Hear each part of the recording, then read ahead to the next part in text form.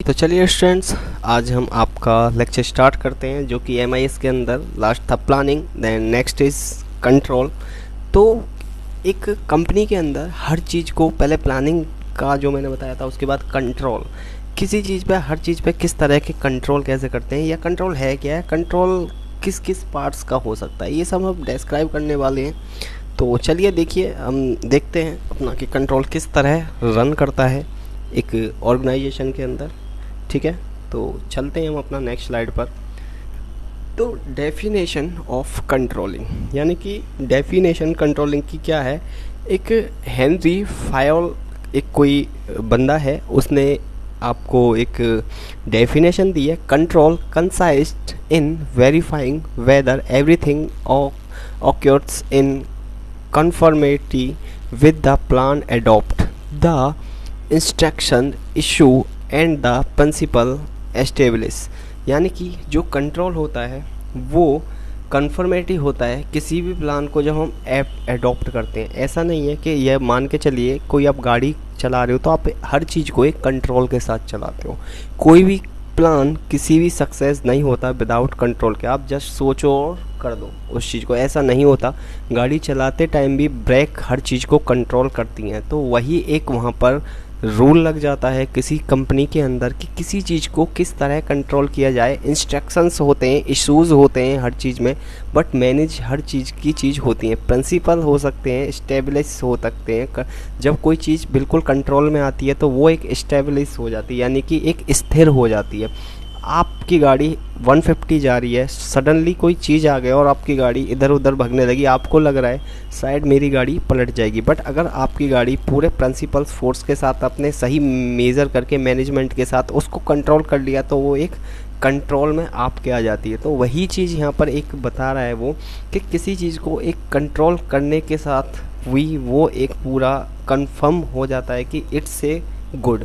तो यहाँ पर वही चीज़ हेनरी फायलोन ने बताई है। ठीक है, तो डेफिनेशन ऑफ कंट्रोल एक और बंदे ने बोला है, नॉच एंड ओडोनियल्स नाम है जिसका। Controlling implies measurement of accomplishment, यानी कि हर चीज़ जो कंट्रोल की जाती है एक मेजरमेंट के साथ की जाती है, जिसका performance again the stands as the correction of deviations to assure attainments of objective according to plan. यानी कि आपके प्लान के थ्रू हर चीज़ अगर मेंटेन में कंट्रोल हो जाए, जिसका परफॉर्मेंस उसके हिसाब से काफ़ी स्टैंडर्ड आए, यानी कि अच्छा लगे आपको, और सही चीज़, सभी चीज़ एकदम करेक्ट हो जाए। जैसे कि मान के चलिए आप की गाड़ी बहुत तेज़ जा रही है और आप चाह रहे हो कि, या तेज़ नहीं है, नॉर्मल है, 100 की स्पीड से हम लगा सकते हैं एग्जांपल, कि आपको लग रहा है कि मैं 50 मीटर पर गाड़ी रोक लूँगा, और आप में इतनी कंट्रोल पावर होनी चाहिए या इतना टैक्टिक होनी चाहिए कि आप अपनी गाड़ी को उस 100 मीटर के दायरे में पूरा कंट्रोल पा सको।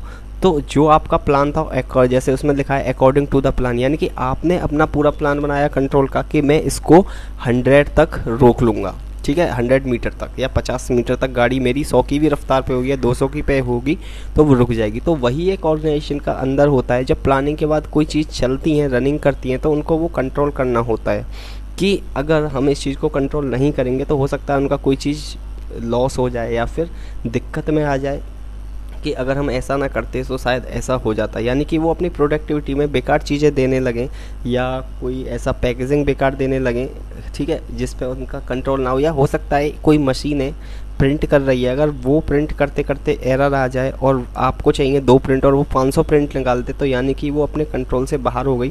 तो आपको मैनेजिंग करना होता है किस हिसाब से कि किस चीज़ में क्या बल्क में क्या निकलने वाला है और हम उसको किस तरह कंट्रोल करने वाले आने वाले टाइम में। यानी कि लोगों में ऐसा ना हो कुछ फूड कंपनी हो और फूड कंपनी कुछ बना दे और लोग बीमार पड़ जाएँ, तो उस चीज़ को उनको देखना होता है कि कितने एक लिमिट में उस फूड में वो चीज़ डालनी चाहिए या नहीं। ठीक है, controlling as a management function, यानी कि कंट्रोलिंग होती है जो मैनेजमेंट फंक्शन के थ्रू किस तरह हो सकती है। A process of monitoring performance and taking action to ensure desired result, यानी कि वो एक रिज़ल्ट पे उसके पे भी मतलब की डिपेंड करता है एक प्रोसेस जो मोनेटाइजिंग होता है किसी चीज़ का। ऐसा नहीं है कि आप कोई मूवी देख रहे हैं और मूवी फास्ट स्पीड में निकले जा रही है, आप देखना चाहेंगे उसको एकदम पूरे सिक्योरिटी के साथ, यानी कि एक एक चीज़ आपको समझ में आए उस मूवी में एक्चुअल में हुआ क्या था। ठीक है, it's seen see to it that the right thing happen in the right ways and the right time, यानी कि आपका कंट्रोल जो है हमेशा इस तरह होना चाहिए कि राइट वे होना चाहिए, राइट टाइम होना चाहिए, एग्जैक्ट टाइम। जैसे मैंने अभी गाड़ी का एग्जांपल दिया कि आपका एक राइट थिंग होनी चाहिए, यानी कि सोचने की पावर एक चीज़ होनी चाहिए, सही एक्चुअल में वो टाइम होना चाहिए जो आपने एक मेज़र किया है कि मैं यहाँ तक रोकूंगा उस चीज़ को। ठीक है, आपको वो चीज़ सब देखना है उसके अंदर। Done well it ensure that the overall direction of individual and group are consistent with short and long range plans of the organisation. तो कंट्रोल जब किसी, जैसे मैंने बताया कि या तो आपकी गाड़ी बहुत लंबी चल रही हो 150 या फिर 100 की रफ्तार पर चल रही हो जहाँ आपको 100 मीटर के अंदर वो रोकनी है, तो वही एक ऑर्गेनाइजेशन की प्लानिंग होती है कि अगर हम कोई नया प्रोडक्ट मान के चलिए बना रहे हैं तो उसकी ग्रोथ कितने एक टाइम तक लोगों के बीच में डिमांड में बनी रहेगी, उसके बाद वो लोगों का या फिर कंपनी का उस चीज़ से ऐसा है कि हाथ हट जाएगा, लोग चाहेंगे नहीं अब इसमें मज़ा नहीं आ रहा, तो वहाँ पे वो कंपनी उस चीज़ की लॉस कंट्रोल अपना वहाँ पर खो देगी, यानी कि फिर वो कुछ और चीज़ बनाएगी पूरी पावर के साथ कि लोगों को इस चीज़ को होल्ड करके रखें। ठीक है, तो it's help ensure the objective and accomplishments और consistence with one another throughout an organisation. ठीक है, अगर ऐसा ना हुआ कि कंपनी उस चीज़ पे अपना अच्छे से प्रोडक्शन नहीं कर पाई या वो चीज़ बेकार हो गई, तो लोग उस चीज़ पे फिर टेस्ट करना छोड़ देंगे और हो सकता है एक ऑर्गेनाइजेशन के लिए वो चीज़ बहुत हार्मफुल हो, यानी कि बहुत दुखदाई हो। And last point is that it help maintains compliance with essentials organisation rule and policy, और जो उनकी कंपनी की एक पॉलिसी होती है, रूल रेगुलेशन होते हैं, और उस पर भी उस चीज़ का गलत इफ़ेक्ट पड़े। यानी कि जैसे कि कोई बंदा कमिट करता है कि मेरा एम्प्लॉय अगर यहाँ पर काम करता है तो मैं उसकी सैलरी में से 2000 काटूंगा उसकी सेविंग्स के, और 2000 उसको कंपनी ही देगी, यानी कि अगर वो 2000 कटवाता है तो 2000 कंपनी देगी और उसको साल में वो सारा पैसा मिल जाएगा। अगर कंपनी ऐसा करके किसी एम्प्लॉय के पैसे रख लेती है और देती भी नहीं है तो वो एक पॉलिसी के खिलाफ है, यानी कि फिर एक कंपनी अपने एम्प्लॉय से हर चांस खो देती है, यानी कि कंट्रोल खो गया तो एम्प्लॉय वहाँ पर वर्क ही नहीं करेगा फिर, या हो सकता है एक मैनेजमेंट के थ्रू, एक ऑर्गेनाइजेशन के थ्रू एक कंपनी पर उस चीज़ का केस भी हो सकता है। ठीक है, features characterise of controlling continue process, यानी कि एक कॉन्टिन्यू प्रोसेस होनी चाहिए किसी चीज़ में। Second, flexibility and dynamic process, यानी कि ऐसी चीज़ें कंट्रोल के पावर में होनी चाहिए एकदम फ्लेक्सिबल हो, ऐसा ना हो किसी को दिक्कत आए उस चीज़ से।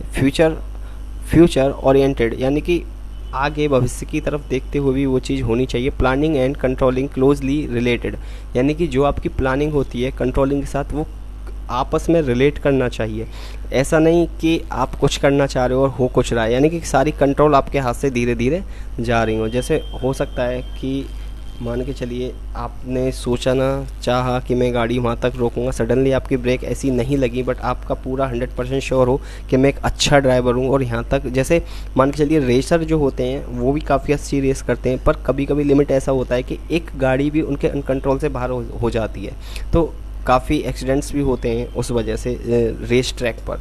ठीक है, तो ये चीज़ होती है कि प्लानिंग और क्लोजिंग होता है उसका वो पूरी कंट्रोल के साथ होना चाहिए किसी प्लानिंग का। ठीक है, तो function of management, function proper होना चाहिए। स्ट्रेटजी एंड रिजल्ट ओरिएंटेशन, यानी कि जो स्ट्रेटजी उन्होंने बनाई है जैसा उनको चाहिए कि हमें ऐसा रिजल्ट चाहिए, यानी कि अगर कोई रिजल्ट चाहिए तो स्ट्रेटजी भी बनानी पड़ेगी। जब किसी बच्चे के एग्ज़ाम आते हैं तो वो पूरी स्ट्रेटजी के साथ बता के पढ़ता है कि मैं 2 घंटे अब पढ़ूंगा वहाँ खेलने जाऊँगा, तो उनको फिर रिज़ल्ट भी प्रॉपर चाहिए। अंडरस्टेबल, यानी कि बिल्कुल ऐसा ना हो कि दिक्कत हो, यानी कि अगर मान के चलिए कोई बंदा है और उसको कोई चीज़ समझने में दिक्कत आ रही है तो ऐसा नहीं होना चाहिए, सब रीडेबल प्रॉपरली होना चाहिए। टाइमली एंड एक्सपेक्टेशन ओरिएंटेड, यानी टाइमली और पूरा एक्सपेक्टेशन के साथ भी वो चीज़ होनी चाहिए, टाइम टू टाइम प्रॉपर हो।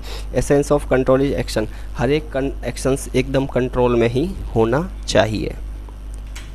तो द कंट्रोल प्रोसेसिंग का चार्ट आपके सामने है।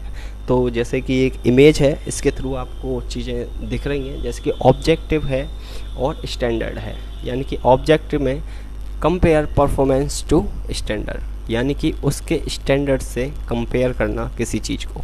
मेज़र परफॉर्मेंस, उसको देखना किस तरह से रन चल रहा है, किस तरह से ग्रोथ कर रहा है। स्टैंडर्ड अटेंडेंट, ठीक है, यानी कि उसकी एक क्वालिटी क्या है। वेरिएंस एक्सेप्टेबल, यानी कि वो चल रहा है मार्केट में, लोग उसको एक्सेप्ट कर रहे हैं या नहीं। स्टैंडर्ड एक्सेप्टेबल, यानी कि उसका एक स्टैंडर्ड हो रहा है। रिवाइज स्टैंडर्ड, यानी कि बार बार चीज़ें, ऐसा तो नहीं है फीडबैक आ रहा है, ठीक है, तो ये नहीं होना चाहिए। स्टैंड अटेंडेंस, डू नथिंग, यानी कि ये प्रॉपरली मेंटेन होना चाहिए। वेरिएंस एक्सेप्टेबल, ऐसा नहीं है कि लोग उसको एक्सेप्ट नहीं कर रहे हो मार्केट में, डू नथिंग, ठीक है। उसके बाद स्टैंडर्ड एक्सेप्टेबल, यानी कि आइडेंटिटी केस करनी चाहिए कि लोग उस चीज़ को कैसे रिजेक्ट कर रहे हैं, ठीक है। तो रिवाइज स्टैंडर्ड, यानी कि करेक्ट परफॉर्मेंस, यानी कि कोई चीज़ ऐसा नहीं है बैकअप में आ जाए, यानी कि किसी ने कोई माल ख़रीदा और वो उसको बार बार लौट आ रहा है, तो करेक्ट परफॉर्मेंस, वहाँ पर भी हमें करेक्ट परफॉर्मेंस देना होता है ताकि हमारा प्रोडक्ट वापस से ना आए और किसी भी कंपनी को कोई हार्मफुल दिक्कत ना हो। The control process, stability objects and standard performance objectives are defined and the standards for measuring them are set. There are two types of standard, output standard and input standard। यानी कि stability में ये भी आ सकता है output और input standards, यानी कि आप किस तरह से उन चीज़ों को प्रोवाइड कर रहे हो, लोग किस तरह से उस पर स्टे कर पा रहे हैं, तो आप उससे भी एक रिज़ल्ट निकाल सकते हो अपने किसी प्रोडक्ट का। Measure actual performance to spot deviations और variance between what real occurs and what is most desired, यानी कि रियलिटी में क्या है मेज़र कि उसके वेरिएंस मार्केट में किसी के लोग उस चीज़ से कंपेयर कर रहे हैं या नहीं कर रहे हैं, उसके परफॉर्मेंस से लाइक हो रहा है कि हाँ वो चीज़ अच्छी है, ठीक है, तो ये मस्ट होना चाहिए। Comparing result with objective and standard stabilise the need for action ways of making comparison historical relative and benchmarking, यानी कि कंपेयरिंग रिजल्ट यहाँ से भी एक चीज़ से आ सकता है कि आपकी कोई भी चीज़ एक पुरानी चीज़ से रिलेट करती हो। जैसे कि लोग बातें करते हैं किसी प्रोडक्ट जब कोई ख़राब हो जाता है कि पहले इस चीज़ का प्रोडक्ट बहुत अच्छा आता था बट अब नहीं है, ठीक है, तो वहाँ पर भी एक हिस्ट्री हो गई आपके प्रोडक्ट की कि एक टाइम पे आपका अच्छा था बट सडनली उस चीज़ को धीरे धीरे बेकार होता रहा, तो वहाँ पर वही हिस्ट्री आपको आगे रिजल्ट देना है अपना प्रोडक्ट के लिए किसी कंपनी को, ठीक है। टॉकिंग करेक्टिव एक्शन, यानी कि talk any action necessary to correct of improve thing, जब आप किसी चीज़ के लिए बात करते हो, ठीक है, अपनी कंपनी के लिए कि शायद हो सकता है उसके प्रोडक्ट में कोई दिक्कत आ रही हो, फिर वो बोले कि नहीं अब हमें इसको ठीक करना है, तो उस हिसाब से वो इम्प्रूवमेंट की थिंग्स जो होती हैं वो प्रॉपर सेपरेट होनी चाहिए। उसके बाद 3 types of control on the basics of time of actions. Input, process और आउटपुट, यानी कि प्रोसेस होती है या तो इनपुट डाल के प्रोसेस होती है, फिर आउटपुट निकलता है। Feed forward control anticipates problem, यानी कि प्रॉब्लम्स को फेस करो। Concurrent control correct problem as they happen, यानी कि प्रॉब्लम फेस करके आप उसको अच्छे से रन करो तो आपको खुद ही हैप्पीनेस मिलेगी। Feedback control correct problem after they occur, यानी कि जब ऑब्जर्व हो जाती हैं सारी प्रॉब्लम तो फिर दोबारा से लोग फीडबैक देते हैं उस चीज़ का कि अभी कुछ पहले तक ये बेकार आता था इसका कंपनी का चीज़ें, बट अब एक ऑर्गेनाइजेशन ने इस पर अच्छा काम किया है, इसमें काफ़ी इम्प्लीमेंट किया है, तो आउटपुट आपके लिए फिर वो काम करेगा। तो प्रिलिमिनरी फीड फॉरवर्ड, यानी कि sometimes call the feed forward control, they are accomplished before a work activity is being, they make sure that proper direction are set and the right resources are available to accomplish them, यानी कि जब आप जैसे कि image में देख पा रहे हैं जैसे कि प्रिलिमिनरी फीड फॉरवर्ड होता है, यानी कि जब आपको अच्छा अचीवमेंट मिलने लगता है, आपकी वेबसाइट पे अच्छी चीज़ें आने लगती हैं, ट्रैफिक आने लगता है या फिर स्टार्स आपको अच्छे मिलने लगते हैं, तो फिर वहाँ पर वो चीज़ बहुत प्रॉपर हो जाती है, ठीक है, फिर आप अपनी उस चीज़ को हर जगह दिखा सकते हैं। तो concurrent focus on what happen during the work process, यानी कि कंसर्टमेंट में sometimes called string console, they monitor ongoing operation and activities to make sure that things are being done correctly, यानी कि कंसल्टेंट में फोकस होना चाहिए कि actual में हुआ क्या था जब आपका प्रोसेस ठीक होने लगे। जैसे कि हमने लास्ट इमेज में अभी देखा था कि हुआ क्या था, वहाँ बुला के लोगों को, अपने ऑर्गेनाइजेशन के एम्प्लॉयज़ को वो पूछ सकता है। फिर ऑन गोइंग क्या चल रहा है ऑपरेशन में, activities, make sure that thing are being done correctly. अब जब उनका आगे का प्रोसेस ठीक हो जाएगा तो ये सब करेक्टली चलने वाला होगा। फिर जब वो प्रॉपर से दोबारा डॉक्यूमेंट्स चेक करेगा एक बड़ा ऑर्गेनाइजेशन का बंदा, एक एम्प्लॉयज़ के, कि जब आपने इसमें कोई अपग्रेड किया है किसी चीज़ को, तो अब कोई ऐसी गलती ना हो जो पहले हुआ था और हमारा प्रोडक्ट मार्केट में अच्छे से अच्छे रन करे। ठीक है। Feedback post actions sometimes called feedback control, they take place after an action it's complete. They focus on end result as opposed to input and activities। यानी कि जैसे फीडबैक कभी स्टार्टिंग में गलत मिल जाता है, प्रोडक्ट लगाने के बाद कुछ दिन अच्छा चलता है, फिर वो बेकार हो जाता है, फिर लोग फीडबैक गलत देते हैं। जब दोबारा से वो इम्प्लीमेंट करते हैं किसी चीज़ के अंदर, तो वो चीज़ वो फीडबैक बहुत मैनेज होता है। बहुत अगर अब कोई नेगेटिव कर रहा है तो लोग उस चीज़ से नेगेटिव ही होंगे, तो कंपनी चाहेगी कि दोबारा में ऐसी उनसे कोई गलती ना हो, यानी कि उनका फीडबैक एक प्रॉपर आए। Control technique may be broadly classified in two categories, traditional control technique and advance modern control technique. ठीक है, तो ट्रेडिशनल कंट्रोल टेक्निक क्या होती हैं कि ट्रेडिशनल कंट्रोल टेक्निक जो होती हैं पर्सनल ऑब्जर्वेशन होता है, यानी कि या तो आप खुद ही अपने जब प्रोडक्ट दोबारा रीबिल्ड होता है वहीं आप खुद ऑब्जर्व कर लो कि मेरा प्रोडक्ट बहुत अच्छा है। स्टैटिस्टिक्स रिपोर्ट्स एंड एनालाइज, आप वहाँ पर एनालाइज खुद कर सकते हो कितना ग्रोथ कर रहा है। ब्रेक इवन एनालाइज, ठीक है, कि कितनी मेरी ब्रेक हुई, एनालाइज कितना हाई गई है। बजटरी कंट्रोल, यानी कि बजट में है या नहीं है। उसके बाद एडवांस कंट्रोल टेक्निक्स हो सकती है, सेल्फ कंट्रोल खुद से करो, मैनेजमेंट ऑडिट मैनेजमेंट से कराओ, programme evaluation and review techniques अपने खुद से ही स्टाफ से लो उस चीज़ को, रिव्यू वगैरह जो भी आपको लेकर है। क्रिटिकल पाथ मैटर भी कर सकते हैं। मैनेजमेंट इंफॉर्मेशन सिस्टम भी कर सकते हैं कि सारी मैनेजमेंट के थ्रू क्या एक इन्फॉर्मेशन आ रही है अपने प्रोडक्ट को लेकर जो हमने दोबारा से रिव्यूल्ड किया है। तो देख रहे हैं कि वहाँ जब सब प्रॉपर आएगा तो इमेज के थ्रू सारा स्टाफ एकदम से इस तरह ग्रोथ में आएगा और इनकम अच्छी होगी दोबारा से। इम्पोर्टेंस ऑफ कंट्रोलिंग, तो guide to operation, measure progress, uncovered deviations, indicates correct action. यानी कि मेज़र प्रोसेस में क्या होगा कि जैसे रेड लाइट के थ्रू आपको एक चीज़ दिखाई गई है कि मेज़र करो कि शायद कौन सी रेड लाइट होती है जब आप चौराहे पर जा रहे होते हो, कि शायद दो साइड की लाइन खुली हुई हैं, फिर उसके बाद आप मेज़र करने लगोगे शायद आपके इधर की खुलेगी। अनकवर्ड डिविएशन, यानी कि कोई भी चीज़ ख़राब नहीं होनी चाहिए। इंडिकेट करेक्टिव एक्शन, यानी कि आप जब सही रेड लाइट को, या जब रेड लाइट के बाद ग्रीन होगी सही इंडिकेट चलोगे तो आप अचीवमेंट खुद ही पालोगे। रेड लाइट पर तो कोई ही शायद क्रॉस सेक्शन पर क्रॉस करता है। उसके बाद पॉलिसी वेरिफिकेशन, यानी कि अगर आप कोई कंपनी में आपका इन्वेस्ट करना चाह रहा है या कुछ लेना चाह रहा है तो पॉलिसी वेरिफिकेशन होगी। Verify quality of version plans, यानी कि आपकी क्वालिटी एक वेरीफाई होगी कि क्या क्वालिटी है इस चीज़ में। वर्जन प्लान हो सकते हैं कि किस किस तरह के वर्जन है। ऐसा तो है नहीं कि आप कपड़े लेने जाएं एक पैंट हो एक दुकान पे तो वहाँ काफ़ी होते हैं ना, तो इसी तरह एक कंपनी को अलग अलग वर्जन प्लान करने पड़ेंगे दोबारा से रिबिल्ड होने के लिए। हेल्प्स टू रिव्यू की हेल्प लेनी पड़ेगी। रिवाइज एंड अपडेट प्लान्स, दोबारा जैसे मान के चलिए व्हाट्सअप वगैरह जब आप यूज़ करते हैं तो उसमें रिव्यू आता है कि आप कितने स्टार देना चाहते हैं। ठीक है, तो स्टार ये नहीं होता कि वो कितना अच्छा है, वो स्टार इसलिए होता है ताकि 4 स्टार 5 स्टार वो बाद में कैलकुलेट होता है कि कितने परसेंट 4 स्टार है, कितने परसेंट 3 स्टार है, कितने परसेंट, मान के चलिए टोटल 4% 90 मतलब 4 स्टार 90% ऑल ऑफ वर्ल्ड लोगों ने दिए हैं, तो उनको ये लगता है कि एक पॉइंट हमारा किस लिए कम रह गया ताकि वो और इम्प्लीमेंट कर सके। ठीक है, तो इसलिए रिवाइज एंड अपडेट प्लान भी बहुत ज़रूरी होता है। Helps to carry out the plan successful.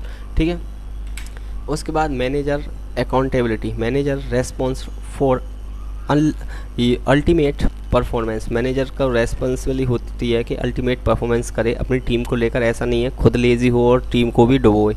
Manager check performance of subordinates, यानी कि मैनेजर को चेक करना पड़ता है एक सबऑर्डिनेट की पूरी strategy. Control help them to discharge their responsibility, और उनको हेल्प भी करना पड़ता है किसी चीज़ में। ऐसा नहीं है मैनेजर कोई चीज़ बोल रहा है और उसको लोग नहीं कर पा रहे हैं या कोई एरर आ रहा है तो वो भी रेस्पॉन्सिबिलिटी उसको डिस्चार्ज करनी होती है कि कोई बंदा ये काम नहीं कर पाएगा। जैसे कि आप कोई कंपनी में एक कंप्यूटर चलाते हो और आपको सडनली कुछ ऐसी मशीन दे दी जाए कि आप चला ही ना पाओ, तो उस चीज़ को भी मैनेजर हर चीज़ को एक कंट्रोल में रहेगा।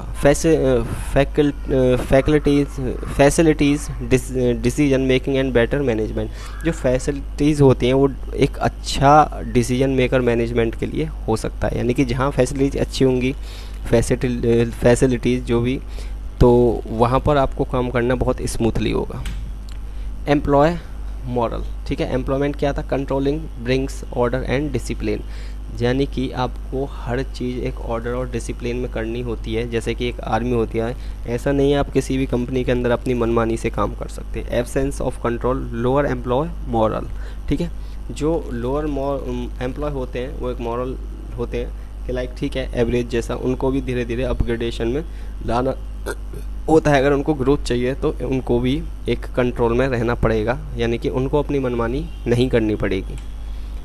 Psychologic pressures motivated employee to perform better, यानी कि अपने अगर आपका कोई एम्प्लॉय थोड़ा सा अपसेट है तो उनको वर्क में कैसे ग्रोथ लानी है उस चीज़ के लिए प्रेशर करना पड़ेगा, यानी कि मोटिवेट करना पड़ेगा। और आजकल आप देखते हो यूट्यूब चैनल्स पर मोटिवेशन स्पीकर्स बहुत आते हैं जो लोगों को बहुत मोटिवेट करते हैं अपनी बातों से।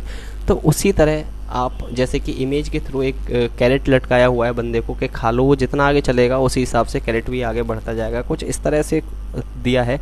तो हो सकता है कोई कंपनी अपने एम्प्लॉयज़ को बोले कि आप ये करिए, हम इतना आपका इंक्रीजमेंट या इंसेंटिव देंगे, तो ये भी एक मोटिवेट करना हो सकता है, ठीक है। रिवार्ड्स एंड रिकॉग्नाइजेशन, रिवार्ड्स भी दे सकते हैं वो अपनी को, और या फिर कोई पोजीशन भी चेंज कर सकते हैं एम्प्लॉय की, कि जैसे वो एचआर है तो उसको और कुछ बना दिया, ठीक है। Coordination in action, action according to plan, यानी कि जितने भी आपके एक्शन हो ऐसा ना हो कि आपने कुछ सोचा बट वो एकदम से अनयूज़ हो गया, तो अकॉर्डिंग प्लान के साथ होनी चाहिए। राइट डायरेक्शन होना चाहिए, सही वे होना चाहिए, सही टाइम होना चाहिए, यानी कि ऐसा नहीं है कि आप कभी भी कोई चीज़ कह सकते हो, यानी कि आप अपने एम्प्लॉयज़ को देखते हुए ही वो बात करोगे कि क्या सही टाइम है बात करने का।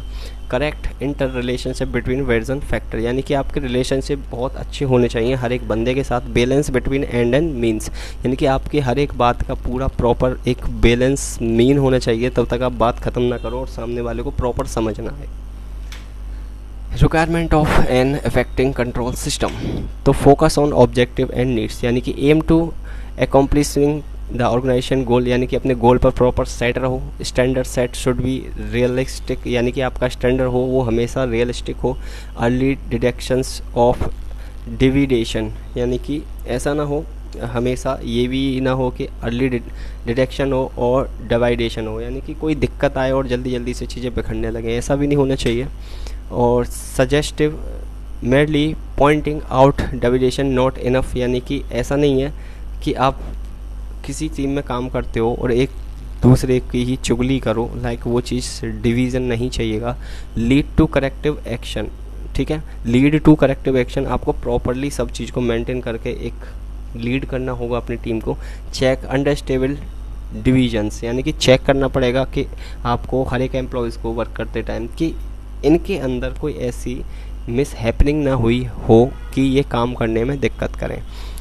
Train employees effective supervisor reviews standard, यानी कि आपको जो भी ट्रेन करने होंगे एम्प्लॉयज़, यानी कि और मोर इफ़ेक्टिव बनाने होंगे। अगर आपको प्रॉफिट ज़्यादा चाहिए या उनसे ज़्यादा काम करवाना होता है तो इफ़ेक्टिव सुपरवाइज़र भी होना चाहिए कि उनके साथ उनकी हेल्प करें। ऐसा ना हो कि पूरा एम्प्लॉयज़ आपके सुपरवाइज़र से गुस्सा हो या वो टाइम पे सैलरी ना दे रहा हो या कुछ ऐसा। रिव्यूज़ स्टैंडर्ड, आपको अपने एम्प्लॉयज़ के साथ रिव्यूज़ भी अपने सुपरवाइज़र के लेने होते हैं कि ये ठीक है आपका टीम लीडर या नहीं। Suitability control techniques, shoot nature of activities, ठीक है, और डिफरेंस कंट्रोल सिस्टम है बिग एंड स्मॉल ऑर्गेनाइजेशन, यानी कि ये जो आपके सामने एक इमेज है ये दिखा रहा है कि शूट नेचर ऑफ एक्टिविटी, यानी कि अपने एम्प्लॉयज़ को हमेशा खुश रखना चाहिए और टूर्स वगैरह को भी अच्छे से मेंटेन कराते हुए उनका भी टूर कराने चाहिए। Different control system in a big and small organisation, यानी कि जो डिफरेंट कंट्रोल सिस्टम होता है अलग तरह का, वो बिग और स्मॉल ऑर्गेनाइजेशन के अंदर भी आ सकता है। जैसे कि यहाँ पर इस इमेज के थ्रू ये भी सोच लीजिए, अगर जैसे कि इन्होंने ये रेजेस जैसी तलवार उठाई है इन गिलहरियों ने, तो वो प्रॉपर खड़ी हुई हैं, और एक जो फर्स्ट वाली है वो थोड़ी झुकी हुई है, यानी कि दो कंट्रोल मैनेज के साथ उस चीज़ को पावर, उनको ये दिखाया जा रहा है कि हम इतनी पावर के साथ इतना स्ट्रेंथ के साथ काम कर सकते हैं, और वो स्टे हैं, खड़े हुए हैं दो पैरों पर इतना वजन लेकर। तो simple and easy to understand होना चाहिए। इट्स कम्प्लीटली एम्प्लॉयज़ कंफ्यूज नहीं होने चाहिए, पुअर परफॉर्मेंस नहीं होना चाहिए यानी कि बेकार। और forward looking, direct towards future से हर चीज़ रिलेटेड होनी चाहिए। एंटिसिपेट फ्यूचर रिक्वायरमेंट, फ्यूचर से जो भी चीज़ें हों उनकी रिक्वायरमेंट फुलफ़िल होनी चाहिए एक लॉन्ग टर्म ड्रीम के साथ। Identify situation that need new plans, यानी कि आपको आइडेंटिटी करने नए प्लान्स, नए रूल्स के साथ अपनी कंपनी के लिए कि आज हमने ये किया तो कल को हम वो भी कर सकते हैं नए प्लान्स के साथ अपनी कंपनी की ग्रोथ के लिए। Control by expectation, some deviation have greater impact than others. Control every activity not feasible, यानी critical point control significant device only, यानी कि ये ना हो कि दो तरह के पार्ट हों आपकी कंपनी में, एक बेकार हो एक अच्छा हो, जैसे इमेज के थ्रू ये आप चीज़ों को दिखाया गया है। सब के सब प्रॉपर सेट में रहें। फ्लेक्सिबिलिटी की पेस विद चेंजिंग एनवायरनमेंट, ठीक है। फ्लेक्सिबिलिटी ऐसी होनी चाहिए कि हर एक एम्प्लॉय को एक पेस विद चेंजिंग, यानी कि दिन पे मतलब कि साल 6 महीने में उस चीज़ को, उसकी सैलरी इंक्रीजमेंट करना, उसकी पोस्ट बढ़ाना या कुछ ऐसा करना, उसको फ्लेक्सिबिलिटी बहुत अच्छे रहे या काम करने में कोई दिक्कत ना आए, ठीक है। तो ये सारा कुछ। Motivating, consider human factor, motivate करना चाहिए, कंट्रोल वर्क नॉट वर्कर, ठीक है। ये सब मोटिवेटिंग के अंदर आ जाता है। Free note restrict action, prevent mistake not punish, यानी कि जैसे अगर कोई मिस्टेक करते हो तो आपको पनिश नहीं किया जाएगा, कभी कभी छोटी मोटी गलतियों पर नहीं किया जाएगा। ऐसा नहीं है कि अगर उससे पेन भी टूट गया तो कोई कंपनी उसको डांटती है, इन छोटी छोटी मिस्टेकों को इग्नोर किया जाएगा। तो एक एम्प्लॉय भी किसी कंपनी में मोटिवेट होता है कि चलिए हाँ, अगर मैं 5,000 को मेरे से कोई चीज़ टूट जाती है तो ये कंपनी मेरे से कोई पैसा मेरी सैलरी से डिडक्शन नहीं करती है। तो ये सब चीज़ें होनी चाहिए मोटिवेशन में। Economical control system, worth is cost, यानी कि उसकी कॉस्ट प्रॉपर एक वर्थ होनी चाहिए हाई लेवल की।